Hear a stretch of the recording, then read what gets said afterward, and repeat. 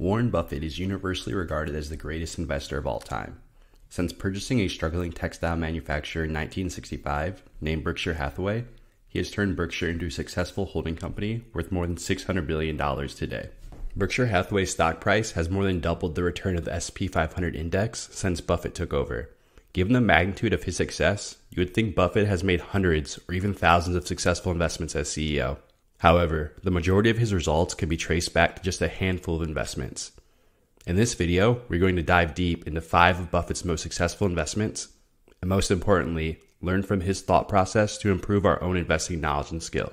These 5 successful investments have combined returns of over $250 billion for Buffett and his fellow Berkshire Hathaway shareholders.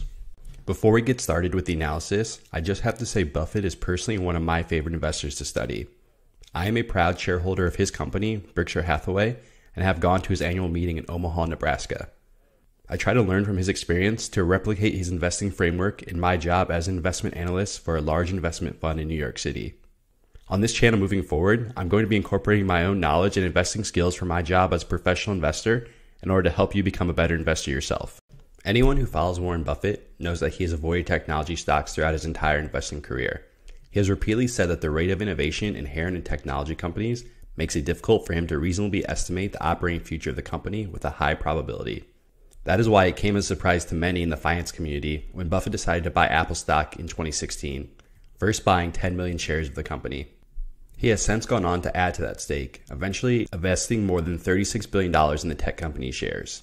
That stake, including the $11 billion in shares he has cashed in last year and the over $3 billion that Berkshire has collected in dividends, was worth about $134 billion at the end of 2020. This means that Berkshire has made nearly $100 billion on its stake in the company. Apple shares have slid slightly in 2021, but are still up an impressive 400% in the past 5 years. Berkshire now owns just over 5% of Apple, which currently has a market value of greater than $2 trillion, making it Buffett's largest investment in any publicly traded company. At $120 billion, Berkshire's stake in Apple equals about 40% of its overall stock market portfolio. Buffett is quick to point out that he considers Apple more of a consumer goods company as opposed to a pure technology company. Buffett is a big fan of companies with strong brands and loyal customers. Apple fits that description pretty well. 3 years ago, Buffett told CNBC that he believes the average person's connection to the iPhone was strong enough that most people would pay much more for the device than they currently do. I focus on the hundreds of millions of people who practically live their lives by the iPhone, Buffett said at the time. I have a plane that costs me a lot. $1 million a year or something of the sort. If I use the iPhone like all of my friends do, I'd rather give up the plane than the iPhone. Another key criteria that is important to Buffett in his investing approach is that he focuses on the quality of the management. He wants a management team and CEO that is focused on creating long-term shareholder value. Prior to making his investment, Buffett said he never spoke to Apple's CEO, Tim Cook. However, he frequently read Apple's annual report and 10K to truly understand the company and how Tim Cook ran the company. Buffett has been very complimentary of Tim Cook, saying Tim understands the world to a degree that very few CEOs I've met over the past 60 years could match. That is very impressive coming from Buffett, who has met some of the best CEOs in the world over his long and storied investing career. Take a listen to Buffett talk about Tim Cook in this clip. In his own way, it's a different way, but Tim Cook is, we see a lot of managers of a lot of businesses, and you're looking at 2 great ones on both ends here. He's handled that business so well. He couldn't do what Steve Jobs obviously could do in terms of creation, but but Steve Jobs couldn't really, I don't think, do what Tim Cook has done in many respects.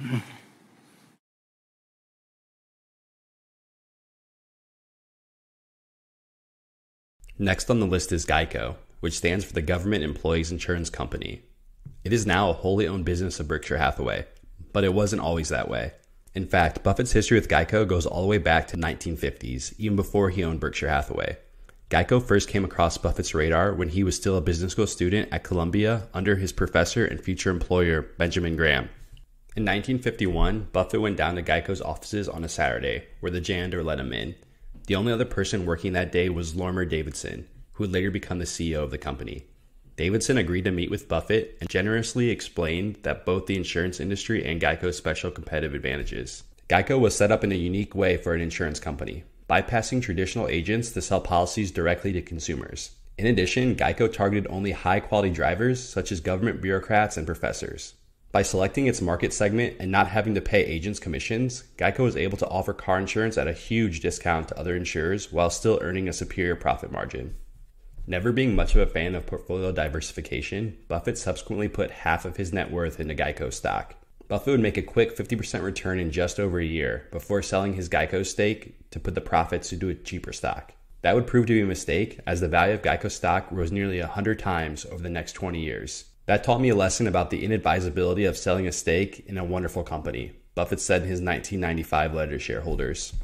However, 25 years later, Buffett got another chance to buy Geico, this time acquiring Geico stock for his holding company, Berkshire Hathaway. In a stunning turn of events for such a competitively advantaged company, Geico almost went bankrupt in 1976. By then, Davison had retired, and the new executives running the company started to vastly underestimate Geico's claimed losses resulting from inflation. They then tried to fix the problem by growing out of it, relaxing the company's premium to surplus ratio, or the amount of premiums in relation to equity, and growing out of its niche business of high-quality drivers. That only wound up making things worse for the company. Losses soon grew, and by 1976, Geico was on the edge of bankruptcy. By then, Buffett was on the board of directors, having taken over from Jerry Newman, partner in the Graham-Newman partnership, which had been a large investor in the company. Buffett then helped recruit a new CEO to come and fix the mess. With the belief in the new CEO's abilities and Geico's main competitive advantages still being intact, Buffett pounced on Geico's distressed share price, buying $4 million in Geico common shares and another $19 million in convertible preferred stock. Once installed, the new CEO took emergency measures, firing over half the company's employees, exiting unprofitable markets, and raising premium prices. These actions worked, restoring Geico's profitability in the very next year, and Buffett's investment was off to the races. By the end of 1977, Buffett's common stock had increased 150%, and even the value of the preferred stock had nearly doubled. Buffett added even more to his Geico holdings over the next 4 years, and by 1980, he had invested $45.7 million in total, good for roughly 1/3 of the company. With Geico restored to its former glory and its low-cost advantage intact, Geico continued to both grow and buy back stock throughout the 1980s, which increased Berkshire's ownership stake to 50% of the company without a need for Buffett to buy any more stock himself. At the end of 1995, Berkshire bought out the remaining 49% that it didn't already own for $2.3 billion. That meant Berkshire's initial $45 million stake had grown to be worth a stunning $2.4 billion at the end of 1995, just before the deal closed. Good for a ridiculous 5,000% gain in just over 15 years. That's over a 30% annualized return starting from 1980 when Buffett attained his full stake. From 1976 on, the return was even higher. Today, Geico is one of the most important subsidiary companies of Berkshire Hathaway, with some estimating the value of the business at over $30 billion.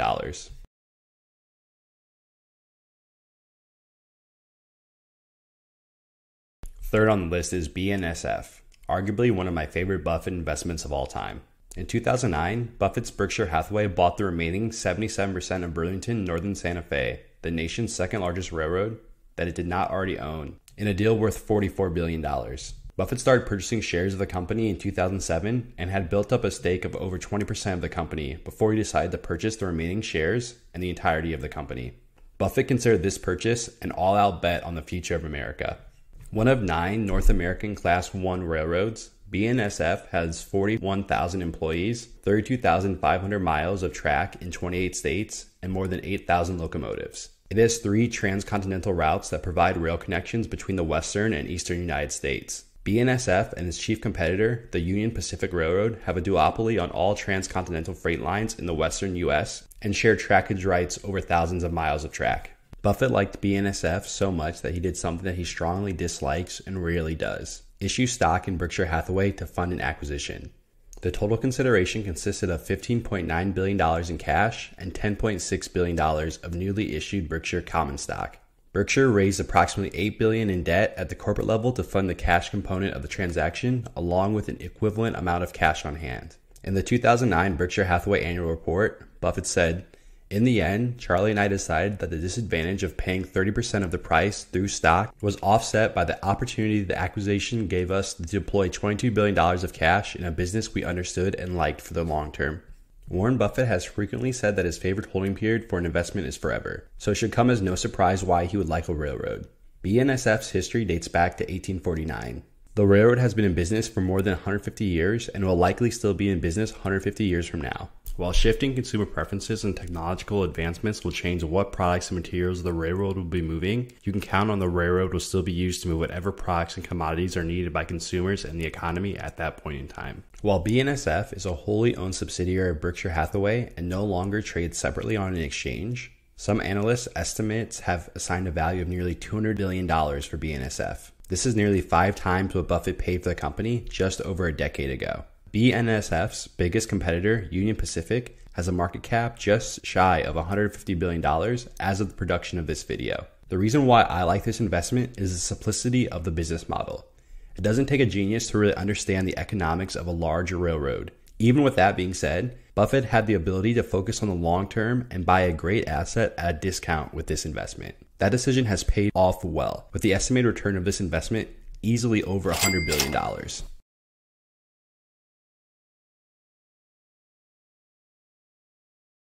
Next up on the list is See's Candies. While this investment hasn't brought in tens of billions of dollars for Buffett, like his investments in companies such as Apple, Geico, and BNSF, Buffett's investment in See's Candies has had quite an impressive return on a percentage basis. Berkshire acquired See's Candy in 1972 for $25 million. In today's money, that'd be worth just under $155 million. See's Candies is an American manufacturer and distributor of candy, particularly chocolates. At the time, See's was earning around $4 million annually before tax, just under $25 million in today's dollars. So Buffett and Munger paid roughly 6.25 times earnings for the business. They were essentially betting that See's Candy would continue to be profitable, if not more, 10 years down the line. Fortunately, that bet paid off. By 2017, the business had earned Berkshire around $2 billion, or 80 times the money that it had been acquired for. Arguably more important than the money See's Candy has made Buffett is the lessons it taught him. Prior to buying See's Candies, Buffett was known for his cigar butt approach to investing, where he would buy struggling companies that were selling so cheaply that he could make money on the investment as the company was liquidated. Buffett compared this approach to cigar butts, where if you pick up a discarded cigar butt on the street, you would only get one puff left of it, but at least that would be free. The See's Candy investment marked a turning point for Buffett, where he transitioned from buying poor businesses at a great price to buying great businesses at a fair price that could compound returns for decades. See's is the epitome of that kind of business. Listen to this clip of Warren describe the economic characteristics of the business. You can go back to the first, wasn't the first outstanding business we bought, but it was kind of a watershed event, which was a relatively small company, See's Candy. And the question when we looked at See's Candy in 1972 was, would people still want to be both eating and giving away that candy in preference to other candies?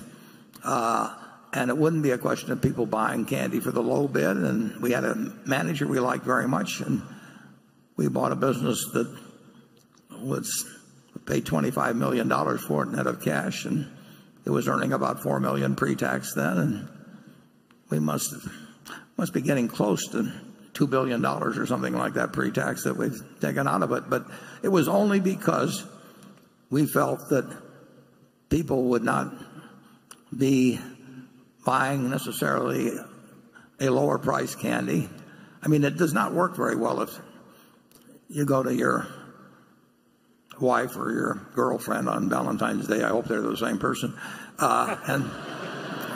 and say, here's a box of candy, honey, I took the low bid. It loses a little of it as you go through that speech. And we made a judgment about See's Candy that it would be special, and probably not in the year 2017, but we certainly thought it would be special in 1982 and 1992, and fortunately we were right on it. And we're looking for more See's Candies, only a lot bigger. Selling candy is a pretty straightforward business, which makes See's the perfect example of Buffett and Munger's core beliefs, that investing is about putting some amount of money down today in order to secure a larger amount of money in the future. It is interesting to note that Berkshire almost missed out on See's Candies. Buffett said at the 2017 conference that he wouldn't have paid much more than the $25 million for it back in 1972, although he is quick to point out that his business partner, Charlie Munger, would have, remarking, "If it had been $5 million more, I wouldn't have bought it." Of course, with the benefit of hindsight, paying $5 million back in 1972 for a cumulative total return of $2 billion in earnings by 2017 would have been a no-brainer decision.